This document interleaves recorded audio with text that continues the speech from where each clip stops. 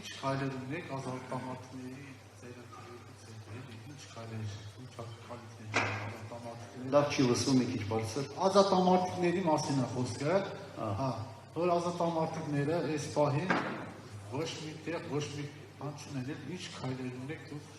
ազատամարտիկներին։ Այսօր մարդիկ, ես 3 պատերազմ մասնակից եմ, այսօր կամաչ եք որ ասենք, մենք պատերազմի մասնակից ենք, երիտասարդները շահագրգռվել, Հասկացա, մի հայտնի նախադասություն կա, մի հայտնի ասում են ազգը, որ չի սիրում հերոսներին, հերոսներ չի ունենում։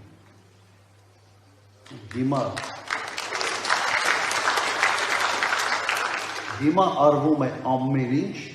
որ ազգը հերոսներ չունենա։ Մեր ամենից սիրված հերոսը Մոնտե Մելքոնյանն է։ Ով է խոսում հիմա Մոնտե Մելքոնյանի մասին։ Ես չգիտեմ, երևի դուք տեղյակ չեք, բայց Ադրբեջանի պահանջով Մոնտե Մելքոնյանը որակվեց որպես ահաբեկիչ եւ նույնիսկ մեր լրատվամիջոցները իր մասին հաղորդումներ չեն անում, որ Facebook-յան այդ տիրույթում պատժամիջոցների տակ չհայտնեն։ Սա տևում է արդեն մի քանի տարի։ Պետությունը շատ հանգիստ է։ 2 շաբաթում ամենից շատ առավելագույնը 1 ամսում կարող է այս հարցը լուծել։ Գիտակցաբար չի լուծում։ Այս հարցով չի զբաղվում, որովհետև այս իշխանությանը հերոսներ պետք չեն։ Այս իշխանությանը պետք են մարդիկ, որոնց համար ստամոքսը առաջնային է։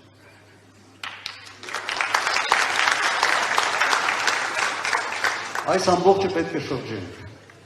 ուղղակի շրջենք։ Ազատամարտիկները այն մարդիկն են, որոնք կրվել են, արուն են թափել այս երկրի համար եւ իրենք իրենց ուրույն տեղը պետք է ունենան մեր կյանքում։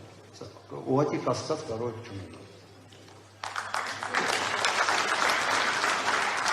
Բայց մի բան ավելացնեմ, ինձ զարմացնում են ազատամարտիկներ, որոնք այսօր Արցախը հանձնած, Հայաստանի հողերը հանձնած ՀՊԱ-ական ղեկավարության հետ ոչ թե հաշտ են ապրում։ Չեմ էլ ուզում այդ բառը ասելու օգտագործել։ Ուղղակի չափ անցնող սերի մակարդակով են իրենց հետ շփվում։ Սա ինձ համար անհասկանալի է։ Հաջորդը Ճարքում եմ վերջի հարցը, հետո մենք չենք գնալու, իշնենք ավելի սենց մտերիմ շփվենք, էլի վերջի հարցը։ Հարգարժան պարոն նախագահ, այս տարի առաջին անգամ մասնակցելու եմ խորհրդարանական ընտրություններին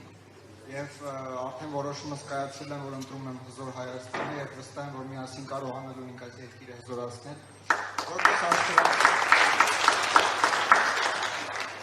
Որպես աշտարակցի երիտասարդ կոչ եմ անում բոլոր համաքաղաքացիներից եւ աշտարակցի երիտասարդներին ակտիվ մասնակցություն ունենալ մեր հայրենիքի ազատագրական պայքարում։ Եվ վերջում հարցս, վերջին այս օրերին տեսնում ենք, որ իշխանությունների ահաբեկչությունը մեր քաղաքացիների հանդեպ շատ ավելի ուժ գնացել է։ Եթե այն ժամանակ պարզապես մարդկանց ահաբեկում էին, չմասնակցել ընդդիմադիր ցույցերի կամ չունենալ ընդդիմադիր գաղափարախոսություն, այժմ օրինակ J.D. Vance-ի այցի ժամանակ, երբ Թանգարան ինստիտուտի ցեղասպանության Թանգարան ինստիտուտի տնօրենը պարզապես գիրք էր նվիրել Ամերիկայի փոխնախագահին, դա մեծ սկանդալի առիթ դարձավ, իսկ հետագայում տնօրենը հեռացվեց իր աշխատանքից։ Մենք ինչպես կարող ենք որպես պայքարող քաղաքացիներ, աջակիցներ այս գաղափարախոսությանը պաշտպանել բոլոր նրանց, ովքեր ինչ-որ կերպ փորձում են բռնանալ մարդկանց կարծիքին կամ չեն թողնում նրանց ունենալ հայրենիք։ Իդեպ այդ գիրքը պետք է նվիրել Վենսին հենց վարչապետը։ Նշանակ։ Վարչապետը աշխատանքից անեց այն մարդուն, որը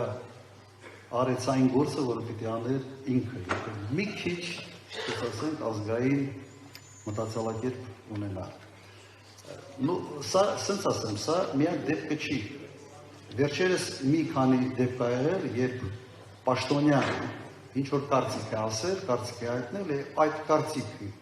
կարծիքը հայտնելու համար մարդու գործից ազատել է։ Ինքն էլ քաղաքական կարծիք չէ։ Օրինակ ինչ որ վերջերս հիշում եմ այդպիսի միջադեպ է եղել, իրավաբանը, պետական պաշտոնում ծով իրավաբանը ասեց, որ այո Ստոկգոլմի դատարանի արբիտրաժի որոշումը պարտադիր է Հայաստանի համար։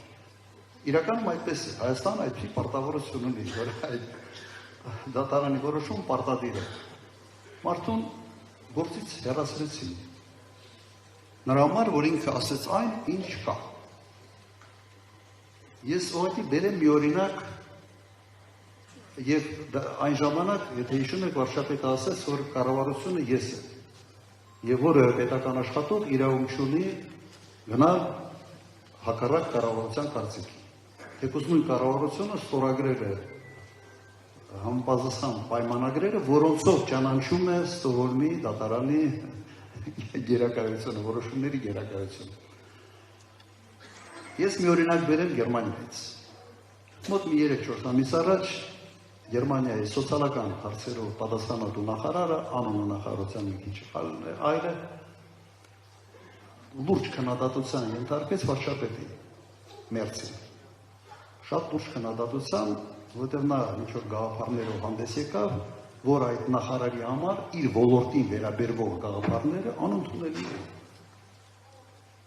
Մինչ այսօր այդ նախարարը աշխատում է եւ որևէ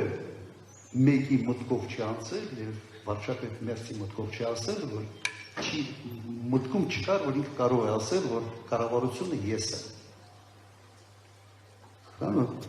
Այդպիսի մոդել չի կարող լինել։ Նույնիսկ պետական պաշտոնյային կարծիք հայտնելու համար ուղղակի աշխատանքից ազատելը մի կարծիք, որը կապ չունի քաղաքական հարցերի հետ։ Ուղղակի կապ ունի իր ոլորտի հետ, եւ եթե ինքը ունի մասնագիտական արժանապատվություն, ինքը ասում է այն, ինչ մտածում է, կամ այն, ինչի գիտելիքները թելադրում է, որ ինքը պարտավոր է ասել։ Ցավոք մենք հայտնվել ենք այսպիսի վիճակում։ Մեկ մարդ իրեն համարում ամեն ինչի մասնագետ, մսով ճաշի, չգիտեմ ինչի, ամեն ինչի մասնագետ է համարում եւ բոլորը պետք է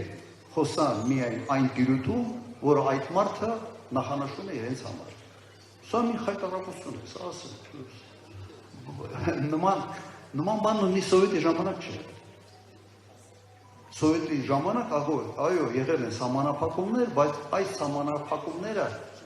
ավելի շատ իդեոլոգիա է, որը ասում էր այստեղից ստեղ, բայց այդ ազատությունը այդ բանի մեջ, այդ միջանցքի մեջ, մարդիկ ունեին։ Ուրեմն այսքանը։